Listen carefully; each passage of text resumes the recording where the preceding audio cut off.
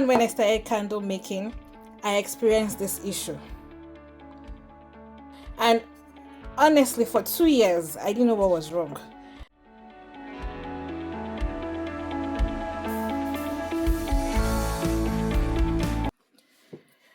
When I used to make my candle jars, I used to just manually gauge where the center would be for me to place the candle wick.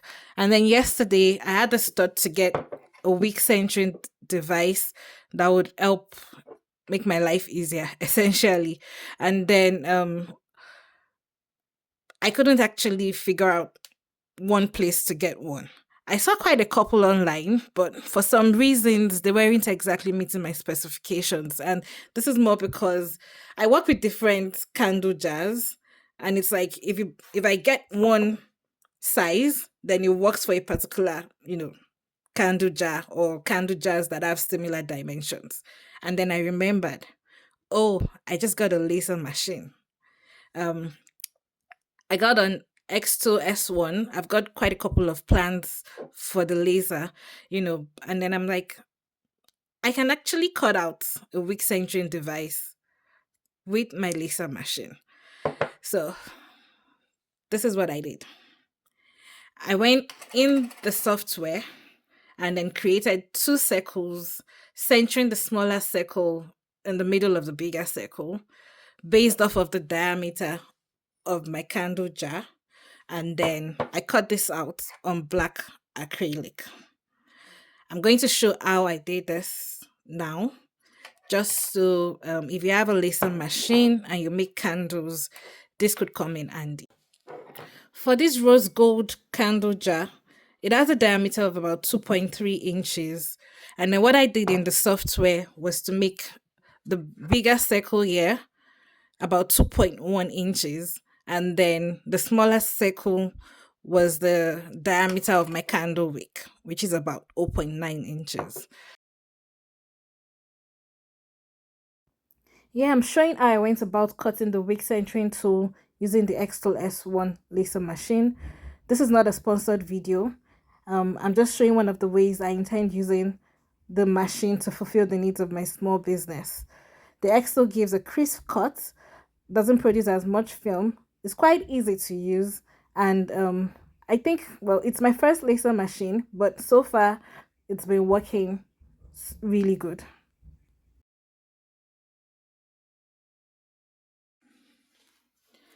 So one way I identify what fragrance is which is just by using a paper tape and a pen, and then I sort of have like initials for the names of the candles, so that way I know which label to put on later on. So I just give it the initials. So this is the sandalwood vanilla and it's SV. So I'm going to proceed with writing out initials for all the candle jars based on the quantity I want to make today. And then, yeah, that's what you see me doing in the next couple of steps.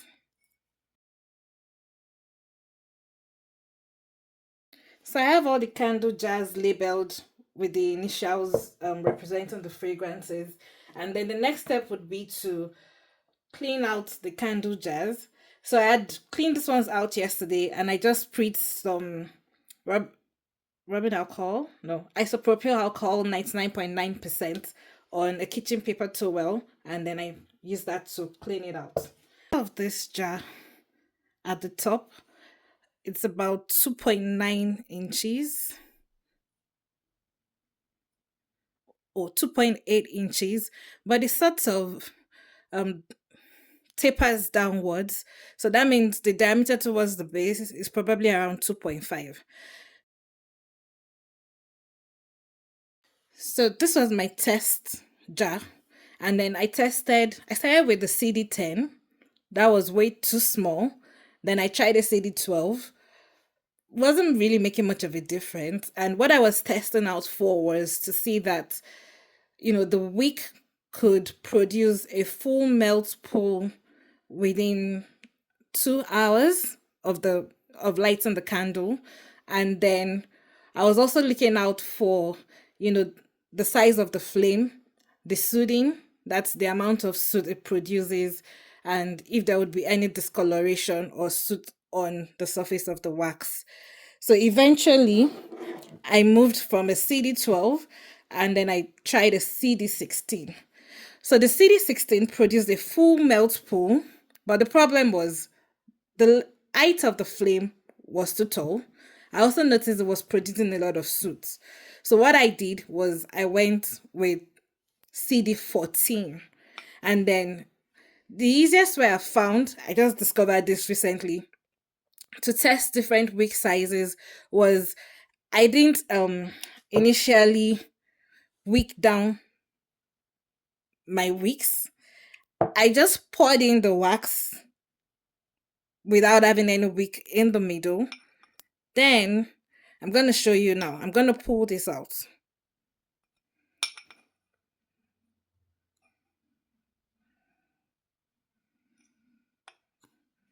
Look, that was how I did all of the testing. So what I did was I poured in the wax as a whole, allowed it to set for at least a day. Then I used a sharp tool. I have it somewhere. It's not close by now, but I just used a tool to make a hole in the center of the wax. And then I started testing with different wicks. That was all. So once I was done with any particular wick size, I pulled it out. I switched out the wick again, did the test again, and then so on and so on until I achieved what I wanted to achieve. So for this size jar, a CD14 wick is what I use. In the last couple of months, I've been pretty busy because I was able to get some consignment opportunities, and I'm just so glad that I got those offers. I was accepted into those locations.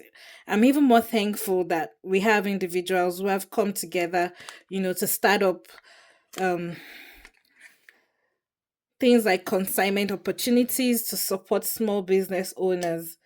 And right now I'm in about 4 locations, and this has just been like, it's just been a dream.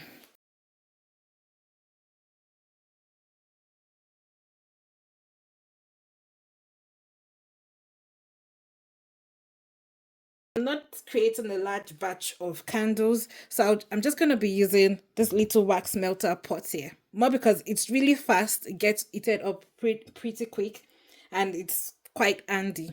And then I also have my thermometer here, a stirring spoon, beaker, silicone stirring sticks, and then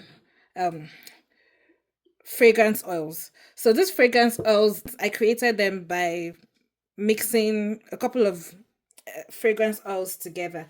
So I always use fragrance oils that are phthalate free, free of parabens, lyral, vegan, kosher certified, and just ensuring that before you make use of any fragrance oils in your candles, you should be sure about like the safety and IFRA requirements and certifications.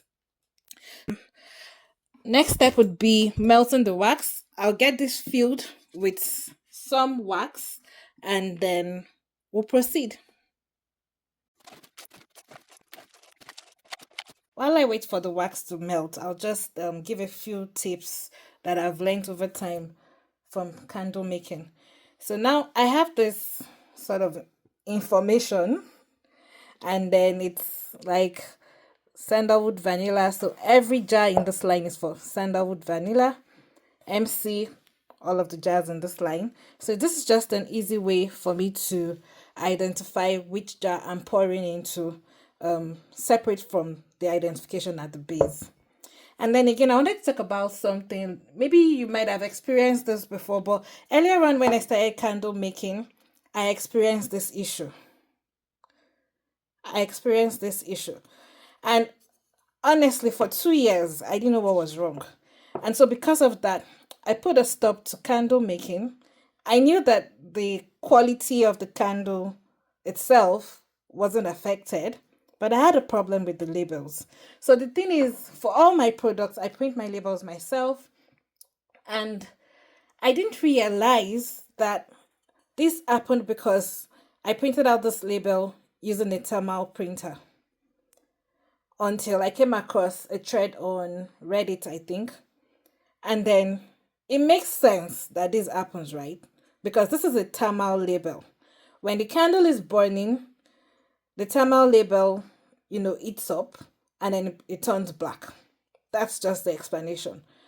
And I didn't figure out that this was the problem because I used thermal labels on a separate jar that had a better heat insulation. So on that jar, the labels were fine.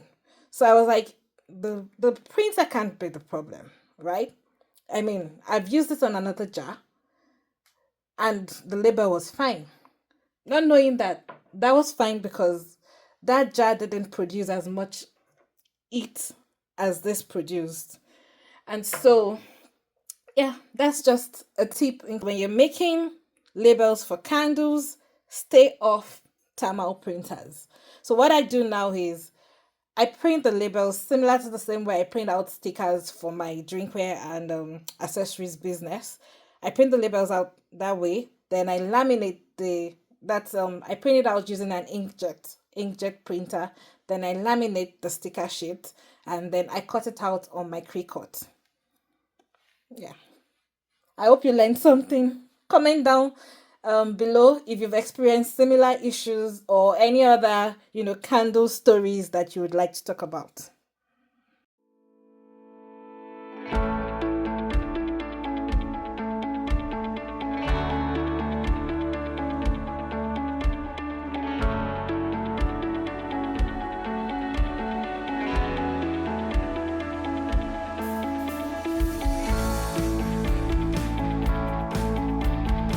Yeah, I'm engraving my business logo on the candle's bamboo lid. And then this was my first time doing it. It came out really good. I really love it. And then I decided to engrave my business logo on an 11-inch wooden circle to make a business sign.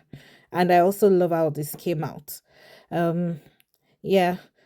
And then next, the candles had set. At this point, I decided to go in with the heat gun to smooth out the tops. So it's been a couple of days since I poured the candles and then I went ahead and got them ready for sale. So I've got the warning labels at the base, the candle label, as well as complete with the engraved lid. This is what it looks like. So I also smoothed out the tops using my heat gun. And then this past couple of days I've been very busy. Even though I didn't capture these on camera, I'm hoping that at some point I would show where I create my room and linen or car spray. These are actually new to my shop and I've got them at the moment in about 10 cents. So we've got eucalyptus mint, clean cotton, orange cream, cashmere vanilla, and a couple of other scents that I have listed on my shop. So I really like this room scents because it's no alcohol. My reed diffusers, these have been a huge hit, and I upgraded them this time around with a new branded box as well as colored bottles. So I sort of like the idea of having a particular color bottle representing a particular fragrance line. So as of now, I've got the sandalwood vanilla and this comes in like this brown nude colored bottle. I've got rose jasmine, which comes in a pretty pink shade. I've also got the mint citrus. This is in the green colored bottle.